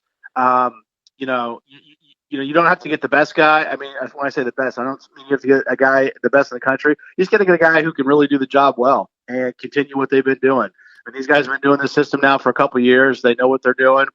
Bring somebody in who can keep it up, and hopefully that there's no fall off. I mean, Tom Allen's done a good job of hiring coaches, and I don't think that'll change with this strength coach. Well, looking forward to it, but lots to recover from. But spring football is just around the corner, so we'll be doing that as well. Matthew, I can't thank you enough. You got anything that you need to tell the people about? No, just, obviously we're, like you said, spring football starts Saturday, and just leading up to that, I think Kevin Peoples is talking to the media tonight before the basketball game, so it'll be kind of fun to hear what he has to say. And then I think we'll probably have some media stuff coming up this weekend with spring football, and I'm just trying to get out some recruiting stories and just some stuff on some of the newcomers we've talked to. So, that's kind of where we're at right now, and things will be picking up this weekend with spring football. Yeah, Kevin Peoples, the new defensive line coach for Indiana that Coach Allen just brought on from Tulane. I'm not really greatly familiar with him, but did Coach Allen previously work with him? No, I looked for it. They missed each other at Arkansas State by like one season. Now, what's interesting is, and I missed this when I first started doing research on him when I heard his name. He was at Arkansas State for 8 years as a D-line coach, and the O-line coach during that same time was Darren Hiller. So there's the connection. There's the connection to Indiana. There may be other connections, but that's obviously a connection right there. He's really well regarded. Actually, Mark Hagan texted me last week and said that he has heard great things about Peoples, and he thought it was a really good hire. So he's put a lot of guys in the NFL, even though it's mainly been, he's been more at the mid-major level, known as a really technical, really great technician type of coach, which on the D-line, when you're not getting 5-star guys, you need to really coach your guys up. So the fact that he's known for that, I think that's a really good thing. I heard that about him in his interview. So hopefully, he seems like a great guy. Everything I've heard about him has been positive. So, losing Mark Hagan obviously was tough, but, seems like they got a quality replacement. Sounds good. Matt Weaver, I cannot thank you enough, brother. As always, it is a pleasure, sir, and we'll talk soon. Okay. Take care, guys. There you go. Matt Waver from Pigs.com. Our good friend joins us as he does each week, talking some IU football. We got a little more to go, man, before we finish out the show from the Golf Club at Eagle Point Studios on this Wednesday. We're back with more Coyle Larry right after this.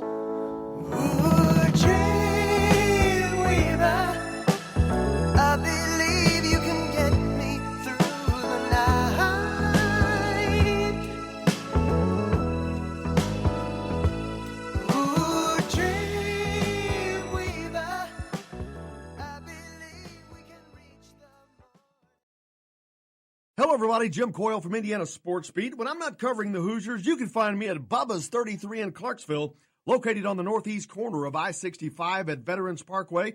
Bubba's 33 has hand-tossed pizzas, bold burgers, and ice-cold beer from a select list of local craft brewers. An incredible food selection, all made fresh daily. Whether you're meeting the team for that post-win meal in the family dining area or meeting friends for happy hour to watch the game on one of Bubba's 50 TVs. Bubba's 33 in Clarksville. Pizza, burgers, beer. We all want a winning smile for those championship photos, and that's exactly what you will get at Reynolds Family Dentistry in Sellersburg. Reynolds Family Dentistry has been serving the dental needs of Hoosier families for over 30 years. Let Doctors Roger and Jay Reynolds take care of your family. Just off of I-65 at 809 South Indiana Avenue in Sellersburg. Call 812-246-3368. That's Reynolds Family Dentistry, 812-246-3368. I'm Rain Shaddy, and I'm a Hoosier. As a toddler, you could always find me running around in a cream and crimson onesie and a red IU hat reminiscent of those worn during the world-famous William Tell timeout, shouting, "Go Hoosiers!" Like many other alum, I chose to make Bloomington my home. As a civic and alumni leader, I have become very knowledgeable about our community and would love to share my insights with you as your realtor. Find me on Facebook or call or text me, Ryan Shaddy, with FC Tucker Bloomington Realtors at 765-623-9093. Now that warm weather has arrived, it's time to hit the links, and there's no better place than the Golf Club at Eagle Point in Bloomington. Voted best golf course by the readers of the Bloomington Herald-Times, the Golf Club at Eagle Point is under new ownership, has new fairways and bunkers, and it's open to the public. When the round's over, there's cold beer and a full menu at the Eagle Point Pub and Bistro. Call 812-824-1100 to make a tee time. That's 812-824-1100. The Golf Club at Eagle Point in Bloomington. This is AJ Moye. This is Dan Dockett. Hey, this is Michael Lewis, former Indiana basketball player. This is Indiana football coach Tom Allen. This is Jim Coyle with the Indiana Sports Beat. You can always like and follow us on Facebook. Always follow the show rebroadcast on iTunes, Google Play, iHeartRadio, Spotify. TheDailyHoosier.com is a great place to sign up for each and every day. Or, of course, on 97.7 The Ref in Evansville. Bad theater seats, cheap Halloween masks, my apartment, all things with obstructed views. Add to these large trucks and buses. 18-wheelers and large buses have big blind spots, and like my apartment, they don't always have the best view. Bus and truck drivers deal with blind spots around the entire vehicle. Always take care not to ride alongside or too close behind them. Our roads, our safety. Learn more at sharetheroadsafely.gov.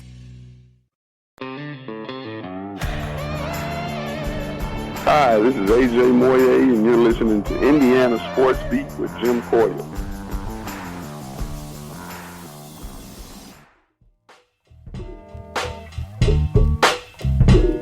Welcome back to Indiana Sports Beat here on this Wednesday. It's March 4th. Coming to you from the Golf Club at Eagle Point Studios. Man, what a great show it has been today. Action-packed and full. Indiana taking on the Golden Gophers tonight. At home, Simon Scott Assembly Hall. You know what that means. Game time's at 7. Therefore, after the game with Todd Leary is coming to you approximately around 9 o'clock thereabouts. We'll be live from Yogi's as always. We'll hopefully be talking about an Indiana win as they move forward towards the Big Ten tournament and, of course, the NCAA tournament as well. Something that happened yesterday, Todd, I don't know if I've forgotten about this kid, but a kid named Josh Speidel from Columbus North High School. Yep. Was a highly touted recruit by Vermont and got into a serious car accident that just left him in a coma. And last night he got the first start of his career and the first points of his career. What a great story that is. Yeah, I mean, that's just insanely tragic, and forget the aspect of he was a great basketball player. I mean, I've read more stories and seen more things about what a great person and family he was from, and just, I mean, every parent's worst nightmare, and getting that phone call, and then him being able to fight through the coma and struggle to walk, and now he's making a bigger comeback, and they did a great thing in honoring him last night. So just a tragic scenario that is one of those that's going to end up, it's just the way life is. It's just some of the cards you're dealt, and the kid has dealt with it unbelievably. Yeah, I mean, if you haven't seen it on Twitter, there's a clip that shows they open the game. It's a tearjerker. It is. I mean, I'm trying not to do it now. The opening tip, they tip it to the opposing team. They allow them to go down and score a layup, and then the opposing team allowed them to come down and just run a very simple offensive set where he gets the ball and goes in for a layup. But it's just that's great to see that between those teams. It's just that's the kind of content I'm here for. It is. Yeah, it is. It's awesome to see coaches, understand there's bigger things than basketball, and they did a great thing. And I think they came up with the perfect scenario in allowing the other team to score, and then they just give the points right back for him. And it just, all in all, it worked out great. It has been just a tough several years for that entire family. And I remember the story when it happened, and then I read all of that last night and this morning about it, and it's just, it's just so sad, but a kind of a cool ending. Yeah, very, very special. Great to see that. Hope that continues. It's a tearjerker. It is, man. I want to get away from it right now. I got to be honest with you. I know it. Tonight, Indiana taking on Minnesota. Like I said, in the house will be a recruit, Braden Sipple. It's his second visit. This kid's from Blanchester, Ohio. He's a 6'3" guard averaging 33 points a game. I don't know much about him other than that, but he'll be in the house, and there you go. Well, he'll get a taste of Hoosier basketball tonight. Yep. Hopefully he gets a taste of a team running up and down the court, scoring a bunch of points.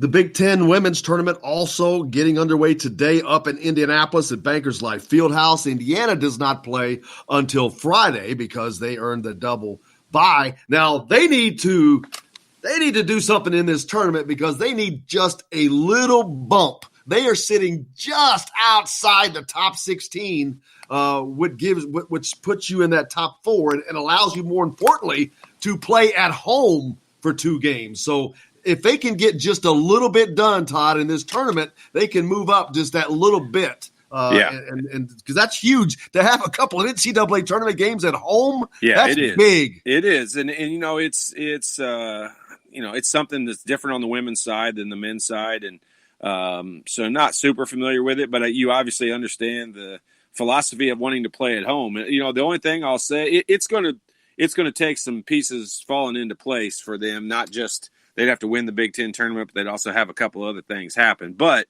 they've played so well away from home on neutral courts early in the season. They played in some early season tournaments and played some teams on neutral courts, and they did really, really well with that. So I really think Indiana, I think this women's team is set up to even if they have to travel and go on the road, I think they're set up for a decent run in the NCAA tournament. I agree with it. There's no high school games tonight, I think, right there by Zoll. Oh, yeah, Lawrence North, Lawrence Central. Oh, see, I didn't think they ever played on Wednesdays. I thought went Tuesday, Thursday, but so that's a gigantic game, man. Yeah, at one point in time, I think they've both been number 1 in the state at some point in time throughout the year. But dude, how many Division I players are on those 2 teams? A lot. There's a lot. There is a lot of talent right there. I mean, now you talk about a game where there'll be college coaches at tonight right there. I would imagine. I'd be shocked if Archie's not there. I know he was up somewhere. He's going to have a tough time showing up for that one when he's going to be in that's true. Call tonight. I kind of forgot about that. Here you go. Got a job to do. That's right. He would be there for sure. I know Bruiser was up watching Trey Galloway play last night. I think Archie may have been with him. Was it? If not, I'm sure Archie and or maybe it was just Bruiser. Tom I can't Ulster remember. probably went over to Columbus and probably watched the games over there. So this is time of year that they're flying everywhere. Yeah, there's no days off for those guys when it comes to recruiting. Like it doesn't matter if your team's playing or not. You've got to go check these kids out. And it kind of sucks because this is the most important time of the year for him and his basketball team, yet they have to be out in these tournament games because there's so much talent, and especially now these next two classes. For him, it's uber important, period, to get good classes, but there's so much talent in that 2021 class right now. It's crazy. Yeah, I mean, here's the thing. You don't have to do it, but you can be assured the other schools are doing it. So if you're not, you're missing out. And so, in a sense, you basically do have to do it. And, that's one of the things there that you cannot complain about the in-state gets that Archie Miller has done since he's been here. I mean, he's knocked it out of the park when it comes to that. It's just, it's time. I think this next class coming in, it's time for the players to live up to the hype and come in and be big-time contributors. Not that Trace Jackson Davis isn't. I mean, he obviously was – so far he's been the best get for Archie Miller. Had a text in earlier, and I'm trying to think who that was from, if it was from Roger. It was from Roger. It says, now that Archie has a point guard in Lander that he wants, what and who is the next type of position player he needs? Well, with all these wings coming in, surely it's got to be a big – I would think. Yeah, I mean, he's going to need Indiana is going to have to replace, the Justin Smith position. And it doesn't – it's rare to find a person with Justin Smith's athletic ability. So it's not going to be a player just like him, but it'll be someone to fill those minutes because Justin Smith is for 2 years in a row now, he's been close to 30 minutes a game player every game. And so those are minutes you're going to have to replace. And, Trace Jackson Davis will be here at least one more year, possibly 2 more years. And I mean, that's a position you're going to need to bring some backup in on. I mean, they're pretty thin in that regard. And bringing in Lander and Leal and Galloway, I mean, I expect Indiana to play faster next year. I expect them to get up and down the floor a little bit more. And if they do, they're going to need more athletic or agile big guys. I mean, then those big guys might be 6'8" instead of 6'11", but they're going to need to be guys that can get up and down the court. Absolutely. And don't forget, again, after the game with Todd Leary, of course, coming to you live from Yogi's tonight, immediately following the contest, should be approximately around 9 o'clock. You can catch that either on the Hoosier.com Rivals, Indiana Rivals, or, of course, on Indiana Sports Beat's Facebook page, in addition to where it gets shared out. But if you want to hit us up with questions or comments, you can do so on the Facebook broadcast, or you can also hit us up on the text line like you do during the show, which is 812-269-6367. Man, it's a lot of, and there's not a lot of Big Ten games tonight, though, are there? You've got Wisconsin and Northwestern. I think Wisconsin wins that game before they come here to Bloomington, and they cover the spread in that game, and they put themselves in a position to where they're going to be fighting for a piece of the Big Ten championship when they come here this weekend, Todd. Yeah, it's not going to be a game that doesn't mean anything to Wisconsin when they come in here on Saturday. So, they're going to be playing that team. We've talked about it earlier in the week. I mean, that team has overachieved from an expectation standpoint. If you went back and listened, I can't remember what day Indiana played them, but I think it was somewhere around December 7th, 8th, 10th, somewhere around there. And you can listen to this idiot Todd Leary say how bad Wisconsin is, and they're just an awful, awful team. And they have stuck that right up that guy's butt because at 19-10, their record is kind of mediocre, but 12-6 in the Big Ten. That is, if that's not overachieving, I don't know what is. And they're gonna put themselves in a position. They're going to be 13-6 after tonight, and they're going to be coming in here trying to win their 14th game in the Big Ten. And I'm telling you right now, I would have bet a lot of money early in the season that there's no way that team won 14 games in the Big Ten season.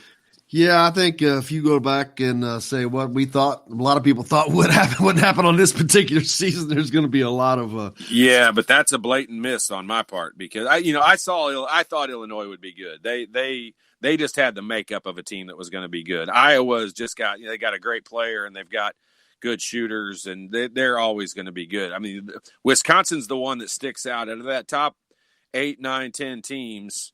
Wisconsin's the one that sticks out.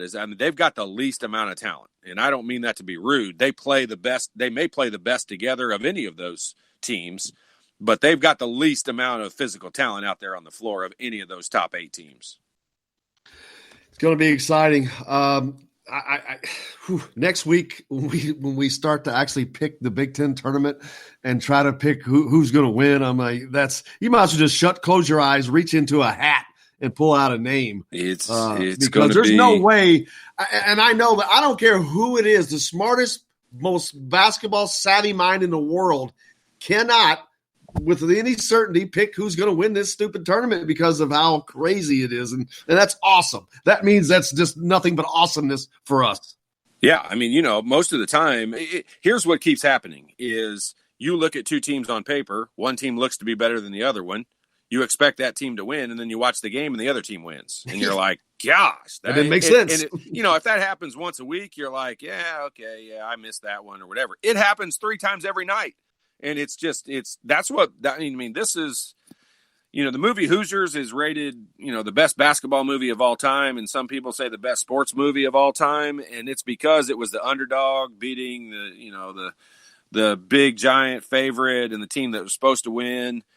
And we're getting a version of that every week right now. I mean, maybe they're not quite as small as Hoosiers, but not quite as small as Milan.